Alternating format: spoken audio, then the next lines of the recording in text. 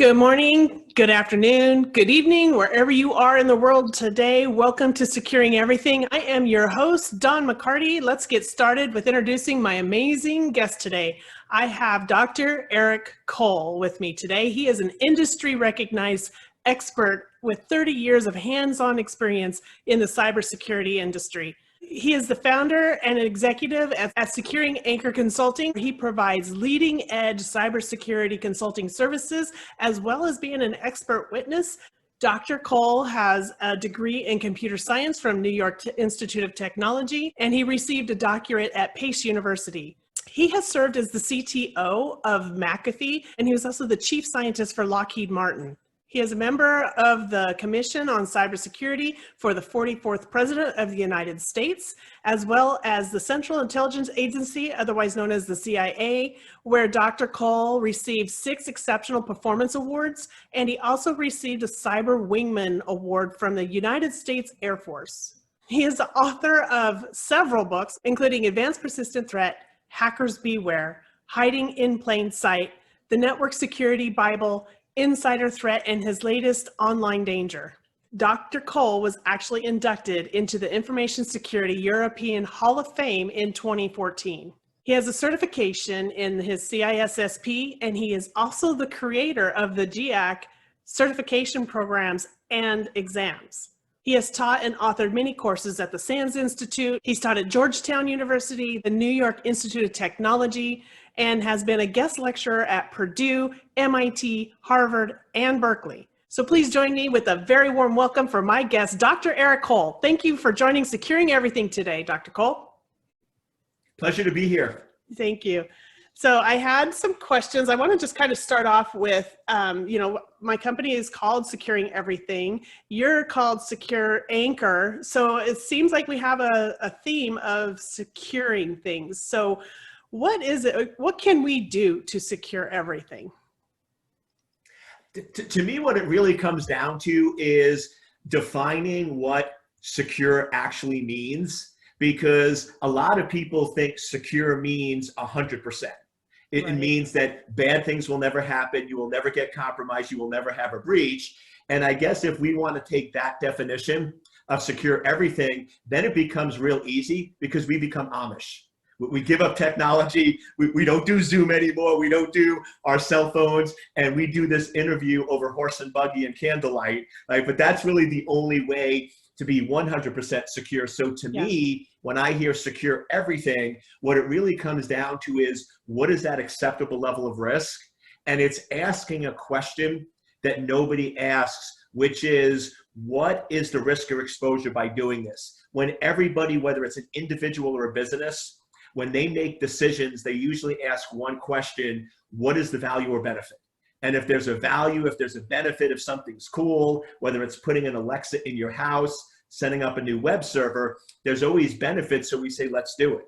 But what we need to do is ask that second question of what is the risk and exposure, and then say, based on the benefit, is that risk and exposure worth it? And then if we're doing that type of analysis, then we can truly be securing everything to the acceptable level. Right. Yeah, it's true that it is nearly impossible to have any kind of 100% security level, but by trying to help people secure as much as they can everything in their possession or in their capabilities, because we don't have control over everything, right? So even though we talk about securing things, securing our networks, increasing our security postures, we're only doing what we are, what is possible, we're capable of doing, because there's so much unknown and things progress so much that it's basically just trying to keep up with the ever-ending changes of technology, like you were saying. Unless we go back to the horse and buggy, that's the only way to 100% provide that security. So we have to meet somewhere in the middle of the road. But now we have technology, so we have to do the best that we can. Exactly. And to me, the other big switch when I hear securing everything is really switching from this preventive mindset to a detective mindset. Because one thing I always say is prevention is ideal, but detection is a must. And to me, where security is failing organizations is not that we can't prevent every attack because that's not possible, but we're not detecting them in a timely manner. I'm Right. still shocked today when we hear about breaches of 50, 100 million records and the organization didn't detect it for 2 years or 3 years. And these are companies that are spending $5 to $10 million on security. They have 30 or 40 people, and we're missing the adversary. So to me, when we say secure everything, that means you should be able to detect attacks within 1 to 2 hours when the damage is minimal. Because to me, cybersecurity is about preventing and controlling damage, not never ever getting breached. Right. Organizations have the money, they have the resources, they have this power of being able to put in the best of the best systems, hire the best to do the work, to run those systems. But like you said, it's still sometimes not enough. And I think sometimes we are missing the basics, where we're forgetting to secure that database. We're forgetting that just because we uploaded it to the cloud, that we're still responsible for that security. And we need to ensure that whoever the service provider is for that, that they're actually in compliance with what our security policies are, or our processes. And we have these gaps where we're letting other people take care of our things. So how are we going to get back to that basic level of understanding and saying, okay, databases need to be secured. You need to password protect them, or you end up with maybe a meow in your database at some point, right? Yeah. No, and I'm smiling because that's one of my big things that I always say with cybersecurity is back to the basics.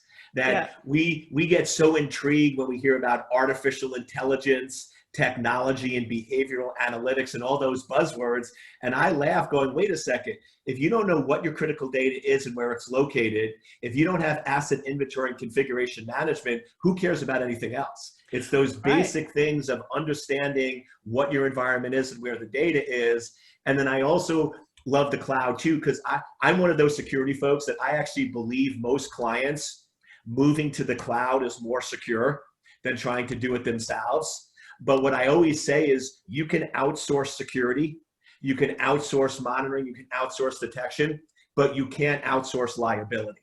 Because ultimately, if you're giving it to a third-party cloud provider and your data gets breached, your company is the one in the news, not the cloud provider. So you still have to ask those questions like you mentioned. Yeah, because ultimately you still own the data, regardless of where it's stored.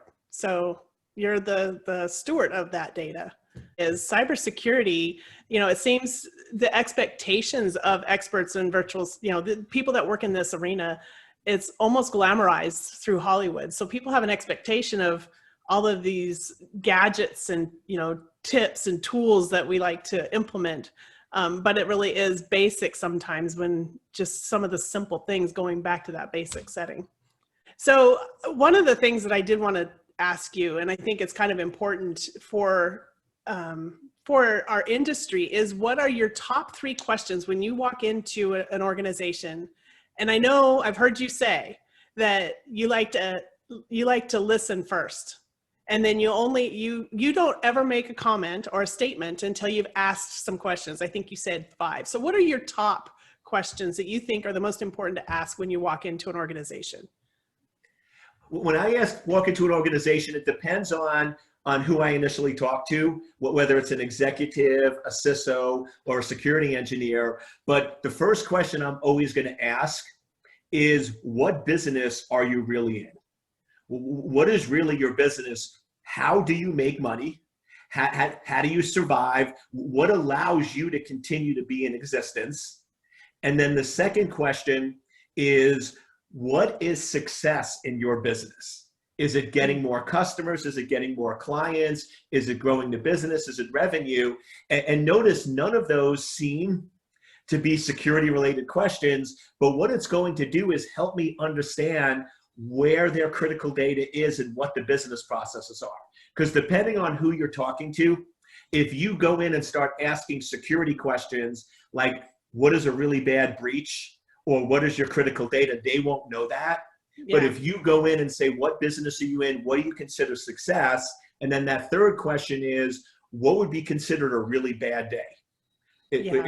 If this event happened, what would be considered a really bad day? And then ask the follow-up questions on that. And just with those three questions, I now have a good understanding of the business processes, the critical data, and what a worst case scenario breach is. And then from there, I can start to figure out what are the threats to that organization, what are the vulnerabilities, because ultimately that's going to be the risk profile that I'm going to build for them. So I guess those three questions that I would ask right out of the gate is the business, what's considered success and what's considered a really bad day, to start to extract out that key information. Yeah. So what do they do? What is their goal and what do they want to stay away from? And it's true in talking to a board of directors, they don't always understand what their security needs are. And the language is a little different when you're talking to a board of directors versus a security team. So it's really important to go in and get that understanding without confusing them. So I like your approach on that, because it gives you the information that you need to help formulate the next set of questions I'm sure you're going to be asking as you go through that. Right. And the key thing is the questions are in their language. Because to me, the two big failures I think security people and chief information security officers made is most of us grew up on the technical side, which is where we're more comfortable. And we like to have technical conversations.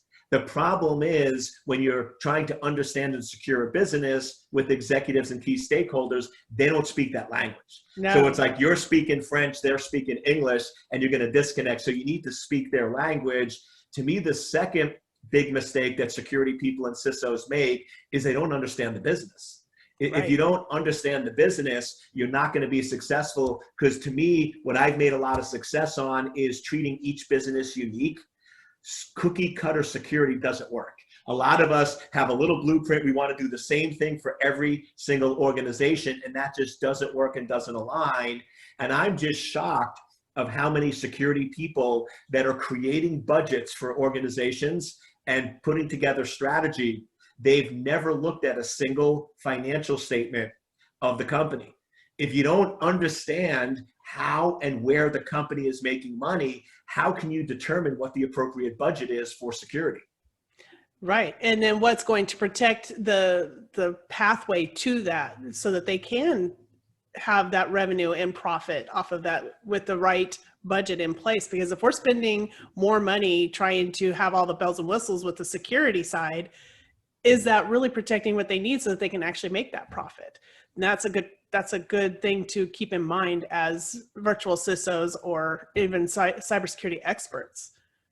Exactly. Because I will tell, if you want to impress any executive in a discussion, in the first discussion you have with them, you should just casually bring up saying, okay, I know you probably don't see the direct return on security because it's an overhead function, but let's look at the numbers. Your company is making 50 million in revenue and you're making 20 million in profit. Isn't it worth it to spend 1 million to protect and secure that? Because you don't have to spend that 1 million, but then the probability of you having a breach that cost you 10 million, 50% of your profit base is 70%. And when you start putting those numbers, all of a sudden they start paying attention and recognize that you're doing data-driven decisions and not emotion. Because I find so many CISO people love coming in and being very emotional. You need to spend on security. You don't get it. You don't understand it. The Russians are coming. Whoever's coming, they're going to break it, blah, blah. And most executives don't do good with emotion, so they just shut you down. They just shut you off, and you are completely and totally ineffective. Right. I've seen situations where we've gone in and talked to the board of directors and asked them to implement certain things. And there is that disconnect where there's, they have one thing in mind, which is the bottom line. And we have the data in mind, which, actually drives their bottom line. But if we're not talking that same language, it's really hard to get them to understand. And I remember my cohort and I had walked in and our decision was, you hired us to do a job. You hired us to give you our expertise. And this may not be the best example for what we should do, but it's what happens quite often, in my opinion, where we walk in and we think we're making complete sense. We need to do this. This makes sense. We have to protect this. And then we don't understand when they say, we'll accept the risk. And, sometimes we walk away with our heads hanging low and we're like, what happened? Why aren't they listening to me? Why do I feel undervalued now? I can't accomplish anything. So this really kind of sets in that motion where it's almost a derailment on a personal level for the cybersecurity side and then the board of directors. So what I think you're talking about and how we can level up that communication where they can understand that pain point. Like, we didn't point out that, well, it's only going to cost you $1 million to protect 20 million. That's something that we need to start. The cybersecurity professionals need to step up and have that information so that they can provide that. They need to do their homework before they get in front of the board of directors. You just nailed it, is we have to do the homework. And many times we're never given the homework assignment, because most security people were never told they need to do that. So we're walking into class thinking we're doing great, not realizing that the homework assignment was written on the board after we left, and we're showing up without any work done, and that's going to set us up to make it much harder to succeed. Right. There's different mindsets on what cybersecurity kind of really is capable of doing and what they actually do.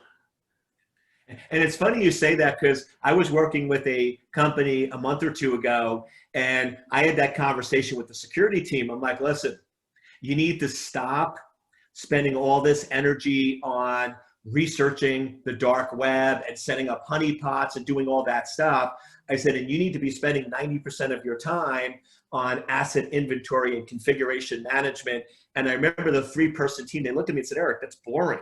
We don't like doing that. We'd rather work with the threats and track the adversary, track the attackers. And I'm like, you are doing your company a disservice. I said, You're not being paid for cool stuff. You're being paid to deliver service, and you're not doing what you're supposed to. You can imagine I wasn't too popular with them, but you're right. It's sometimes the boring, simple stuff that has to be done that a lot of people don't want to do. And that's why it doesn't get done. And that's why companies get exposed. Well, and the boring should be your priority. Do this first.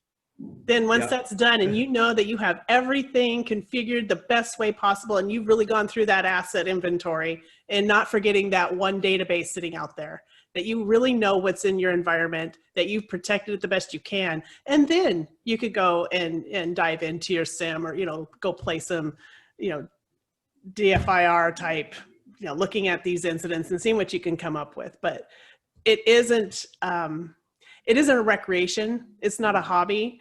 It's your responsibility to protect your business, your organization's data. Exactly. Yeah. So let's go on.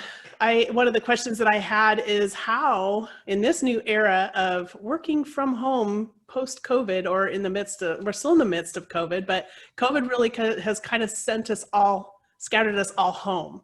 Now we're working in these environments that are really unknown to corporate America and unknown to a lot of our cyber experts. So what is it that we can do? How is it affecting the security that we see now?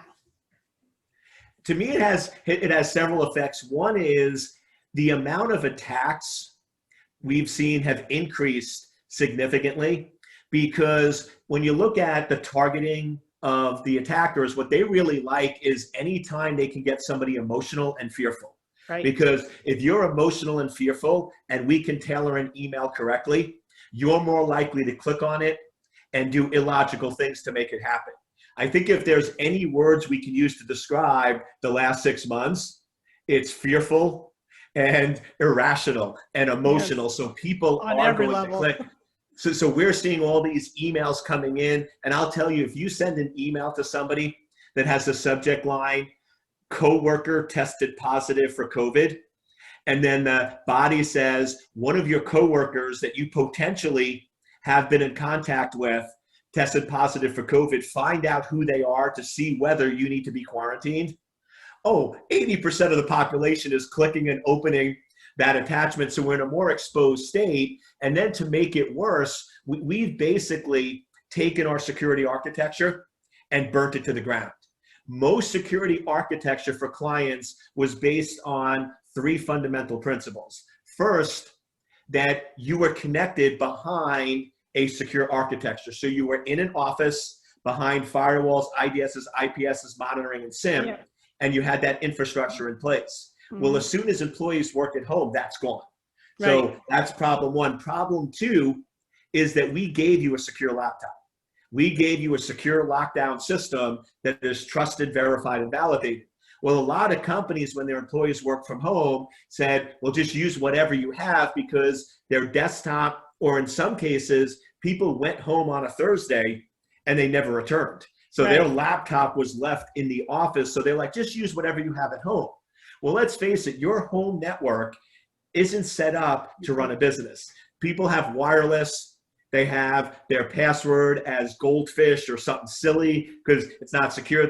Some people still have Windows 7 computers with no endpoint security. So that creates the second big exposure point. And then the third one is most data in a corporation was internal on private systems. Well, now all of a sudden that you had to work from home, companies very quickly took these servers, gave them public IP addresses, and put them out there. So now with all those factors, on the other side, we have to redesign everything. And to me, what we're doing with a lot of our clients is, and I know a lot of security people are against the cloud, but to me, if it's done correctly, the cloud has a much higher level of protection and potential than internal. So to me, you need to look at moving more of your data and services to the cloud so they can be protected, secured, and locked down. And then the other one is on the endpoint, we're really going back, in my opinion, to thin clients. Because if people are going to be working from home, we don't want them to have portable servers in their house. Because let's face it, a laptop that has quad processor, 16 gig of memory, and a 4 terabyte hard drive, that's a server. Nobody should be storing 4 terabytes of corporate personal data on their home computer. So we need to go in and get rid of that. We need to start, if you're going to work from home, we'll give you a processor, we'll give you a thin client, but you're not storing anything at home. Everything has to be stored in a centralized cloud that we can protect, control, and manage. Yeah, I agree with that 100% because my background is in data security, data in motion, data at rest, data in use. And I can't tell you how much protected data ends up on the C drive. And in the efforts of trying to get people to move it off, I would love to see thin clients coming back in where, you know, it would eliminate that job almost. So that's not a good thing. However, at least the data is safe. And then like you said, with the cloud services, it's scary to put your company's data out there on somebody else's computers or somebody else's infrastructure. However, at least it's in a secure state, more so than the company taking that rash decision of moving an internal server outside of your firewall network security. And now it's vulnerable because you didn't reconfigure it. So yeah, I mean, the cloud, it might be scary, but it's also probably your best choices at this point. So I agree with that also.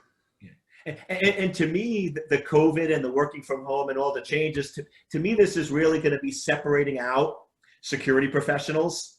Because when I always look at security professionals, I always put them in two groups. One group are the ones that have to have control and find fault with everything. And those are the ones that when you propose a solution, they are masterful at saying, oh, but it has this vulnerability, this. They always want to point out what's wrong and have total control versus the security professionals that recognize there's no such thing as a 100% perfect solution. And you have to give up control and recognize acceptable risk and minimize it to that acceptable risk level. Because now that people are working from home and remotely, this idea of controlling and criticizing is not going to work. I'll tell you right now, executives have no patience for that because they want solutions, not problems. So if you're one of those security professionals that always like pointing out the problems, you need to adapt and adjust very, very quickly if you want to survive, because in this new remote workforce, companies are going to pay a lot of money for security professionals that can give them acceptable solutions. If you go in and start telling them everything that's wrong, they're going to be like, why am I paying you to tell me my problems? I want to pay you for solutions and to fix the problem. Yeah, and that's a good point, is if you're going to point out the problem, always go with the solution in mind. And probably have several options, because that one may not be something they're willing. So if you give them options, at least, you know, then they have something to work with. And they understand when you're talking to them and you're bringing them the problem with solutions, they understand more that you're understanding their needs as well. And that helps that communication. Exactly. And the only thing I would add to that is the security professionals that are really going to shine in the next couple of years are not only the ones that are solution, but that are root cause based. So a lot of times we'll come up with solutions that are fixing the symptom of the problem. And then that's okay short term, but you're still going to have breaches long term. But if you can go in and say root cause analysis, what is the fundamental root cause of why this is happening, and create that solution, that's when you start becoming a difference. Because you're putting that stop in there. Yeah. Just had a conversation the other day, and the comment that I made kind of stunned the virtual room because we weren't really in a room.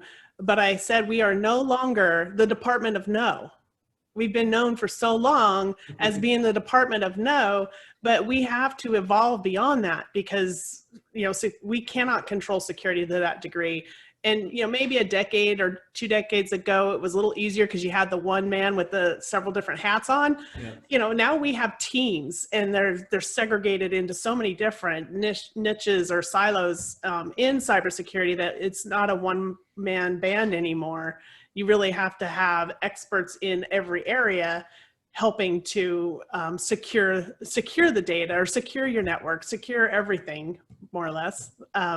So by saying no, what you're really saying is you're closing off your mind into other opportunities. So because of that expansion, because of that need to grow and evolve out of the Department of No and be in the Department of Solutions. Yeah. That's spot on, and we are so aligned with that. And to me, there's another issue there too, because if you're the Department of No, not only is that locking up your creativity, but if you tell somebody no in this day and age, all they're going to do is do it anyway and leave you out of the meetings. So all No is saying is do it behind my back and create more problems for me. So I know when I'm training CISOs up and working with companies, I drive the security team crazy because I'll sit in a meeting and somebody will say, oh yeah, we want to do the craziest thing. We want to take all of our corporate data and we want to put it out on the internet, accessible to anybody, available anywhere in the world. Can we make that secure? Of course we can. Now, these are going to be the risks that you're going to have to accept. And we're going to go to the board of directors and tell them that you've accepted these risks, and this is the amount of money you have to spend, and these are the things you need to do, and we'll give you multiple solutions and multiple options because you can always do it. But now what we're doing is we're pushing the risk back on them, where they now have to accept and sign off, and that's a different mindset, because the way most companies run is the business units have all the authority, but security has all the responsibility. I remember one of our clients, the security team, and I mean, a great example of that is the Marriott breach. The CISO at Marriott was screaming and yelling for a year and a half saying, we need to take these servers offline. It was from an acquisition. They weren't being used. We need to keep them online. And the business unit basically said, nah, we still want it there as a backup. We still want it there as a backup. They didn't listen to the CISO. And when the breach happened, the CISO got fired, and the VP that didn't listen to the CISO got promoted. What the heck? I mean, that is just messed up on any way. And the problem is, it's really our fault because we allowed that to happen. So what I like to do is go in that situation, I would have said, okay, this is, in my opinion, unacceptable risk, and I've given you solutions that you're ignoring. We're going to go to the executive team and make them aware. I'm going to tell them that I believe this to be an unacceptable risk, and here's why, and this could lead to a significant breach. You're saying no, you're accepting the risk, and I'm going to transfer that risk to you and make the entire executive board aware of it. And I believe if that was done, they would have either fixed it or the outcome would have been different. Yep. Because it's true. If a breach happens and you're in that position, your name is, tagged forever after that. And, try finding a job after you're responsible for such a big breach like Marriott and some of these other ones, that would be hard. So one of the questions that we asked the board is like, look, I brought you 6 different viable plans, and I just would like you to select one. Yeah. Just one. Help me with one of these.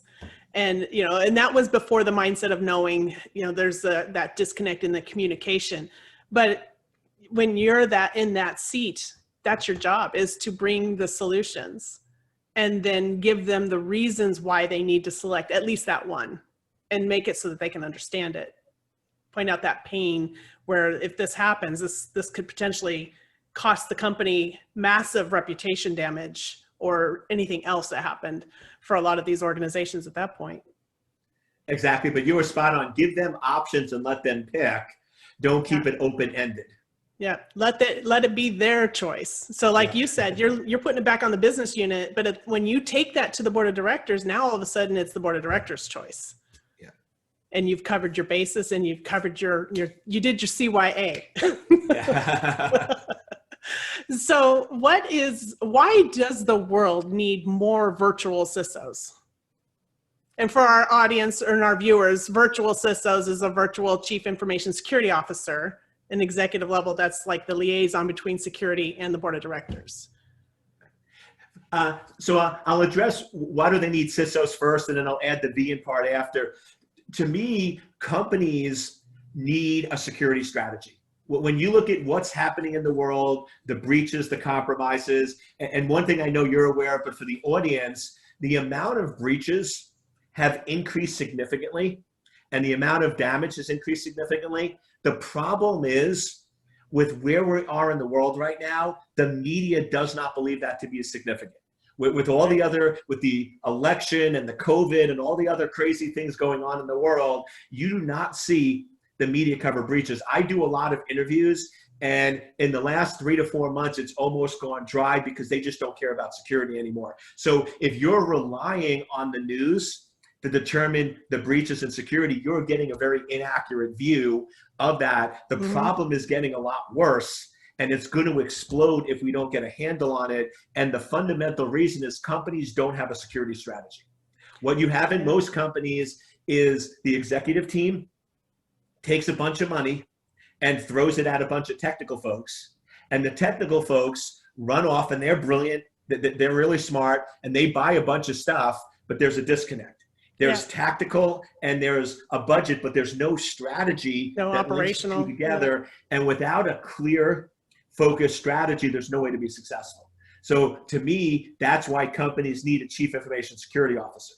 The reason why they need a virtual one is the way things are evolving now is the CISO in most companies is not a full-time role.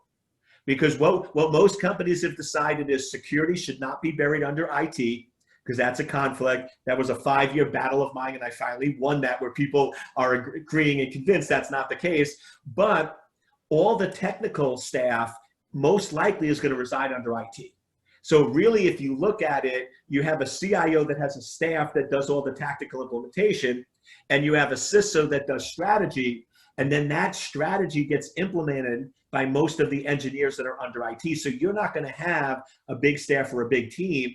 And even a $400 or $500 million company, once the strategy is there and overseeing it and the metrics are in place, that might be something where it's 4 to 5 hours a week, not 40 to 50 hours a week. So you need somebody who's aware of the company, building out the strategy, monitoring the strategy, and making the execs aware, but not full-time, thus the virtual piece. So this way they can be having 5 or 6 different clients helping you, and now it becomes a cost that the company can absorb because you're not paying a full-time employee, you're just paying a part-time CISO to help you out with that strategy.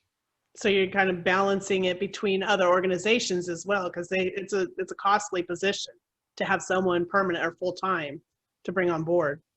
Exactly.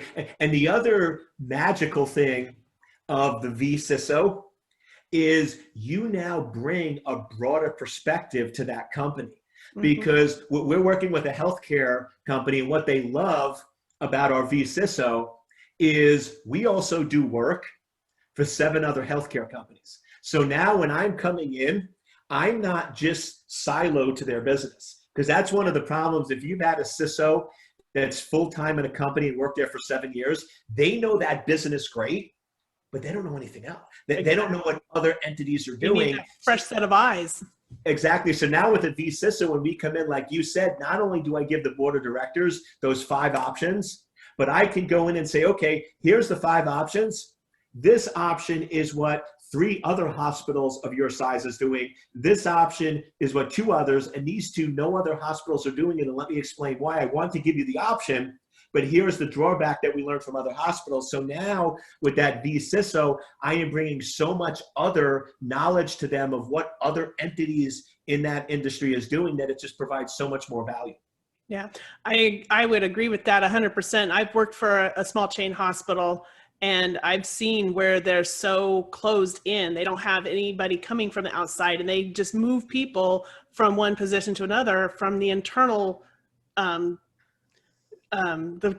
pool of people. So instead of bringing in a new set of eyes, someone that's worked in the industry in another location, maybe even a bigger hospital, they're not taking advantage of finding those outside resources. And I think that's very detrimental to any organization to continue only to keep things internal. And they need to bring in the external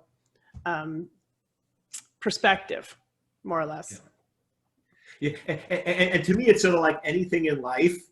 If you want to figure something out, you have 2 options.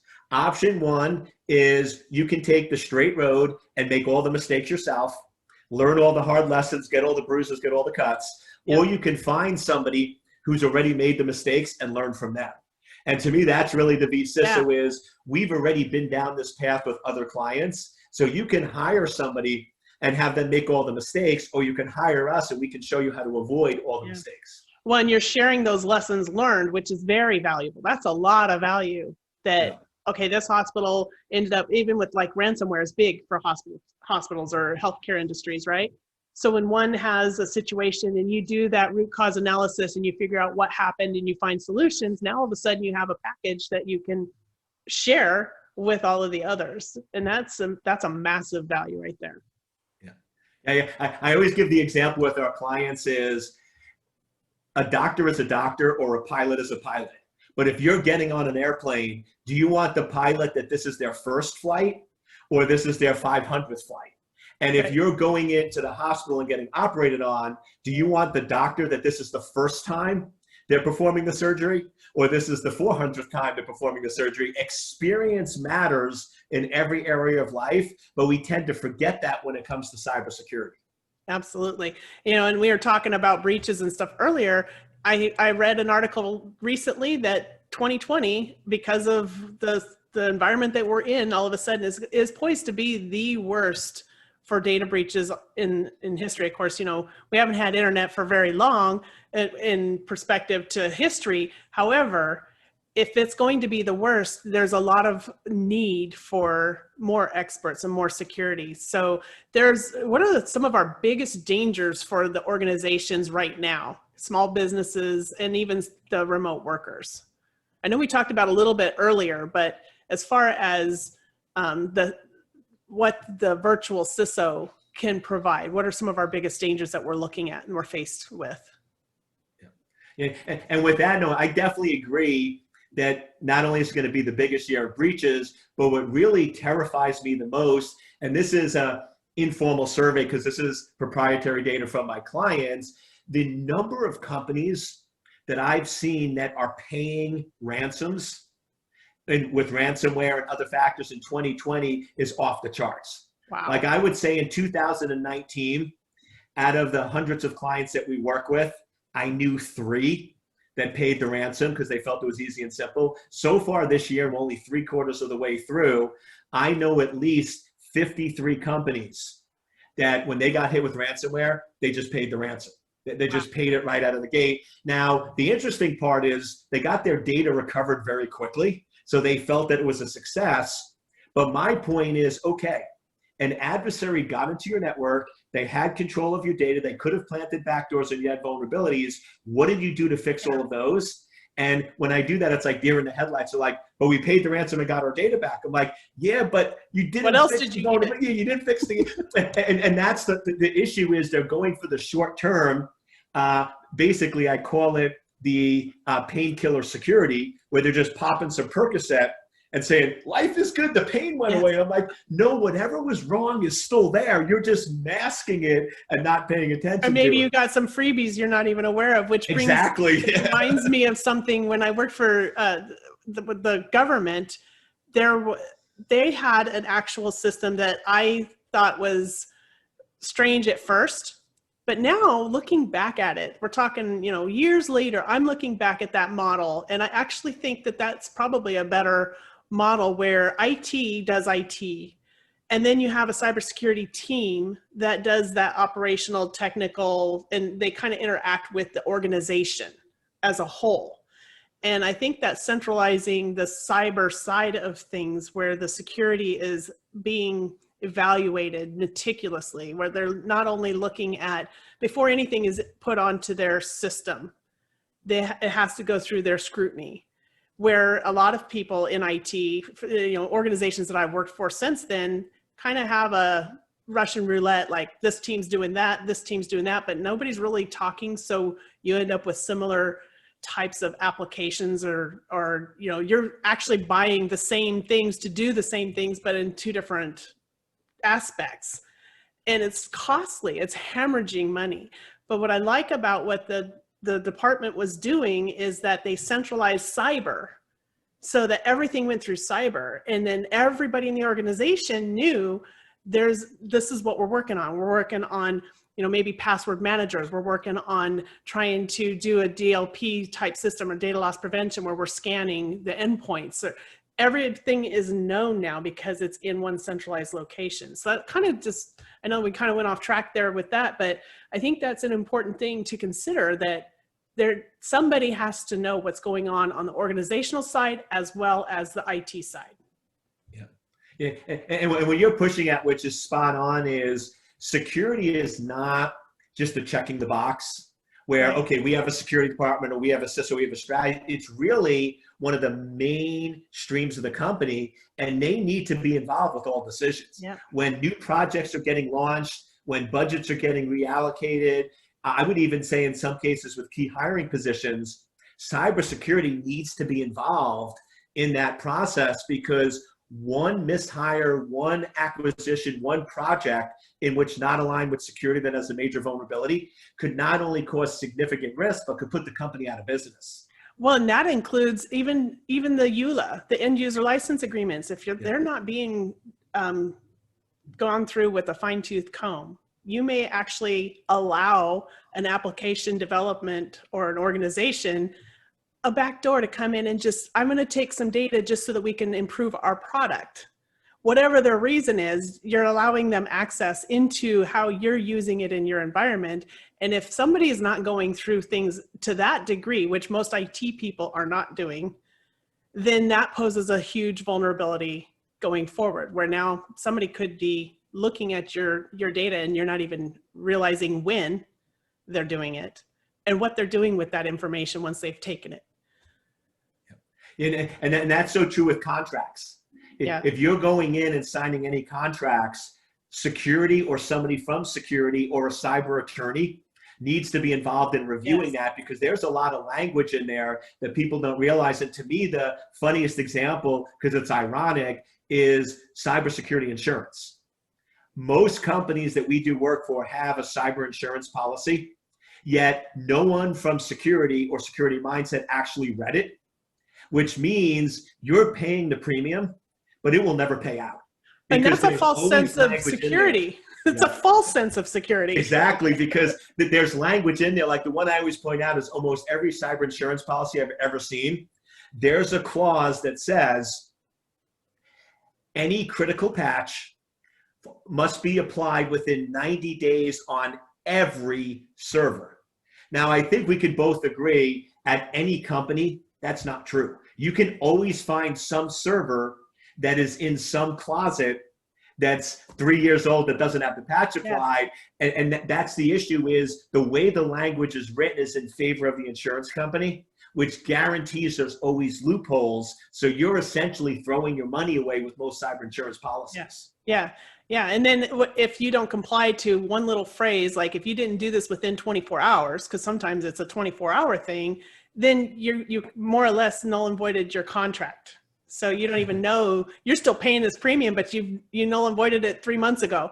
So it's no longer viable. And I've seen, just a funny side note is, we had a server that nobody knew where it was. We saw it showing up in our logs, and we're like, where the heck is this server? And we'd walk and walk, and we would check everything. We went to the server room. We went through the entire building, and we could not find this server. We knew it was on the network, but we could not find its physical location. And then one day they decided to redo a whole area, remodel. And so they tore out one of the internal walls. Somebody had built a wall around it. It was like in a closet with no access. All it had was an electrical outlet, a modem. So it was even all by itself. And thank goodness it never went down, because it happened to be the payroll server that was built. It was closed in this wall. So knowing your assets and where they're at is definitely important to know. Okay, so one of the other questions, we've talked about the virtual CISOs and the value and the need. So how blue is this ocean, and how can we attract more CISOs and more cybersecurity experts into our job force? Because I know we have a huge shortage. To me, based on the size of the ocean and the amount of need that's out there, it is still very, very blue. And the reason it is because, and some people might get mad at me for saying this, most people in CISO roles today are not actually CISOs. It's like me going in and wearing a shirt that says, I'm an NFL quarterback. I think we can agree that that's not one of my career options, right? So I always joke, it's like you can put whatever title you want on your business card, but that doesn't make you that person if you don't have the skills and the mindset that's out there. So to me, most CISOs are more of a figurehead as opposed to really a cybersecurity strategic leader. And that's why you're seeing such high turnover, because companies are getting frustrated because they're not getting that strategic plan. So if we define CISO as a strategist that can speak both languages, business and security, and can create a strategic plan with a clear roadmap that has definable metrics that the security team can deliver on and the executives and management understand, I would say there's very, very few people in that ocean, which makes it very, very blue. And then what I always tell people and encourage them is, yes, in 3 to 5 years, it's going to get a little bloodier and red ocean, but you always want to look at the leading example, the category kings like Amazon. Online e-commerce is a red ocean today, but because Amazon got started when it was blue, and they became the category king, they own that space. So that's really the trick, is if you get in early, and that's, I'm not hiding anything here, but that's my goal, is to be the category king of these CISOs. So when it starts growing, getting bigger, we own that category already, and we're there and effective in that space. So yes, I mean, there's tons of opportunity, but the trick is, don't give yourself the title, work on the skills and earn the title. And that's how you're really going to be able to own that space. Yeah. Yep. Sounds like a solution to a problem. Yes. Okay. And so now you talked about the businesses out there right now as we see it, but we're going through COVID right now, and there's a lot of companies that are distressed. There's a lot of cyber companies that may also be distressed. How are they functioning, and how can we salvage distressed cyber businesses? So this might sound, and I'm filtering it first in my head, because one thing I'm accused of is being very, very direct and honest. So I don't want this to come out to sound too cruel, but the first part is, if we're just honest with each other, there are a lot of people that started cybersecurity businesses that had no business starting cybersecurity, because cybersecurity became such a hot area that everybody got into the space, and companies were so desperate that anybody that came in and said they're a cybersecurity expert, they trusted them and they believed them, when in reality they really weren't experts. They really didn't have the expertise or any business. So on the one hand, I think that the COVID is going to be doing a little bit of a weeding out, where people that shouldn't have been running and providing services are going to no longer be in that business because they didn't provide good, valuable service. In my opinion, if you're providing valuable service and customers are getting value, it doesn't matter if it's good or bad economy. It doesn't matter if it's up or down, you're still going to be okay. But one of the big things is the ability to reassess, reevaluate, and reinvent yourself. And that's one thing we're actively doing with Secure Anchor, because most of our business was in person. I did in-person training, I did in-person coaching, I did in-person assessments. Everything involved me traveling on an airplane and meeting face-to-face with people, and that pretty much stopped. So that's one of the ones why I believe in teaching and helping, that I'm doing the vCISO, that we're doing virtual assessments now, we're doing redesigned architectures, and we're really reinventing the business. But that's not getting too much into business advice, but that's one of the big things with a business is you want to make sure you always have a runway. One thing I always do when I run my business is I can always cover all my expenses and payroll for 9 months. Yeah. So if the business stopped at any point in time, you could always carry for 9 months. And before I hire an employee, before I bring on any expense, I always make sure that that runway is there. So now when something like COVID hits and you don't have business that was planned, or you have a month or two, you actually can have the room to step back for a month and say, okay, let's brainstorm, let's reinvent, and let's come out stronger than before. Right. Because I believe any company that is given a couple of months can always reinvent themselves. The problem is if you don't have the money to cover for 3 months, that's when you panic. That's when you make rash decisions, and that's when you go out of business. Exactly. Yeah. If you don't have that strategy, so I see a lot of all kinds of businesses. It's not just the security realm that didn't have that backup where they could continue on and without people showing up, or without being able to in person go out there and do the work.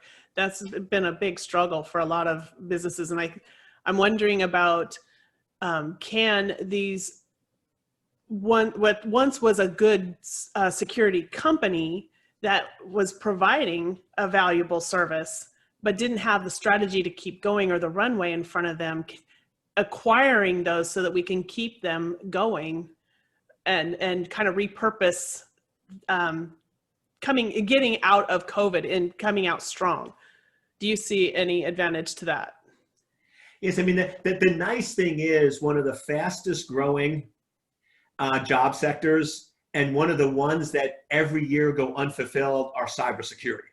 So the good news is there is plenty of work for cybersecurity professionals. You might just have to be a little creative in doing that. And I even had to give advice to somebody who had a small company that they're very, very smart, but they didn't have the business mindset and probably shouldn't have started a business. But what I have them do now is they got a position at a company as an actual CISO, and it's a 1-year contract. And I did that and gave that advice because they needed to stabilize, that they needed to stabilize cash flow and basically get rid of all those expenses. So I'm like, you do need to close down your business and do this 1-year contract as a solopreneur. And then I gave them a roadmap that during that period, they're going to reinvent that business. They're going to start doing other things on the side, because the nice thing about a contract employee is typically there's no moonlighting clauses, so you can work on evenings and weekends. So now the idea is you're going to get 3 or 4 other clients and get that runway built. So in a year, you're going to have the savings, the runway, and the strategy, so then you can restart the business and build it out correctly. Yes, great advice. Having that expertise and that level of education or experience definitely will take you a long way when you're starting a business in any fashion. Yeah. So, and there's lots of opportunity, especially in our cyber realm, where there is a great need for more people to be cybersecurity experts. I know back in 2019, I think we were expecting the number of need was at 1.5 million. And I think we missed that mark, and I think we've grown since then. I don't know how far we've grown, but probably somewhere between 1.5 and 2 million at this point, especially now that we have the work from home environment. And then I think I've heard you mention that we need around 5,000 virtual CISOs at that right now. Yes. Not in years from now, like right now. Yeah. But the thing that makes it hard and challenging is if you look at the skill set that's needed to be a good security professional and the skill set that's needed to be a good entrepreneur, that there's very little overlap between them. So what I find happens sometimes is to be a very good security person, you typically have to be risk adverse, right? Because it's all about minimizing, reducing risk. You always want to have a solution that is successful, and you don't want to give up on a problem until you succeed. Right. Well, when you're an entrepreneur, you have to take risks. I mean, it's part of the nature. You have to do things. You have to recognize you're going to fail, and you have to recognize that sometimes you have to just let things go, write it as a failure and move on. And I find that sometimes those are sort of contradictory, and that's why people struggle. I do a lot of coaching, on vCISOs, and the number one issue I run across is they're like, but Eric, what if it doesn't go as planned? What if this doesn't happen? What if that doesn't happen? And I say, listen, it's not going to go as planned. And there are going to be failures, and you just have to adapt and adjust. And one of my favorite articles I just read this week that I thought was so interesting is Jeff Bezos came out and said when he left his job as a New York City investment banker and started Amazon, he told his friends and family that he thought it had less than a 30% chance of being successful. Oh, wow. Less than 30%. But here's the cool part about the story. The interviewer asked him, said, so what did you say when people said, okay, you just left this great job and you're going to start Amazon. What if it fails? If you think it has less than a 30% chance of succeeding, what are you going to do if it fails? And he says, I'll just try again. And I'll just keep trying until I find something that works. And I think that that's the advice that if we're cybersecurity vCISOs and want to start our own business, we have to recognize that whatever you think your company is going to look like in a year, it's not. And you just have to be willing to adapt, just, and recognize that if it doesn't work out, get back up and try again. Because the difference between succeeding in business and not is perseverance. It's not having the perfect plan. Well, and that's why your business plan is never a permanent document. It's always a living, breathing, ever evolving, structure for your organization. Yeah. And the difference between being someone that works for an organization or an entrepreneur is the risk. Where does the risk fall? Yeah. So if you're up for a challenge, then maybe look into being an entrepreneur and starting your own security company. Yeah. And if you're risk adverse, then yeah. But I even say that in this current day and age, that risk adverse mindset is an illusion, because the way I always grew up is my parents wanted me to work for a large company or the government. They wanted me to work for IBM or CIA because I would always have a stable job. Up or down economy, I'd always have a stable job, because the logic was when the company did really good, the company took all the profits and you got your salary. But when the company did really bad, they invested the profits back in and your salary stayed the same. Mm-hmm. So it was a very low risk. You always got a set salary. However, what we've seen last year and even this year with the COVID is that's not true. When these companies are making a lot of money, the executives buy more houses. And when the company loses money, they just lay off people. So this idea that you have a stable job is no longer true in 2020, because when things are good, you're not sharing in the profit. And when things are bad, you lose your job.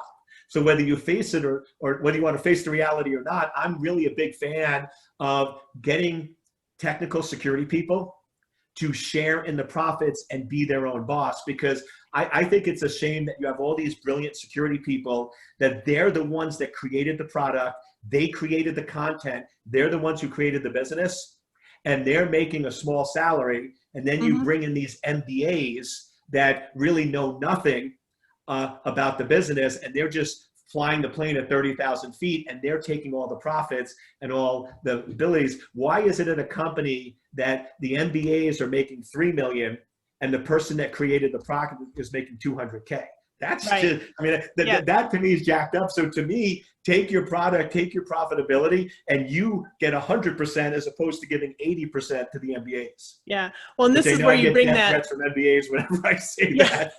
I have an MBA. It's a minimal bank account. Exactly. I love it. I think that's where we need to look at the financials as well. If you're going to be a cybersecurity expert in any aspect, what do you know about that organization? So for example, if you work for a top 10, top 50 or Fortune 50 company, what is their profits? And I've seen where there's an organization that had, $5, $6, $7 billion in profit, meaning bills were paid, right? And this is what was left over, billions, and nobody got a bonus. Yeah. So you have to understand the company that you work for as well. And if you want to have that, kind of an income, what is it that your company is going to be doing for you? Because you're the one doing the work. Yeah.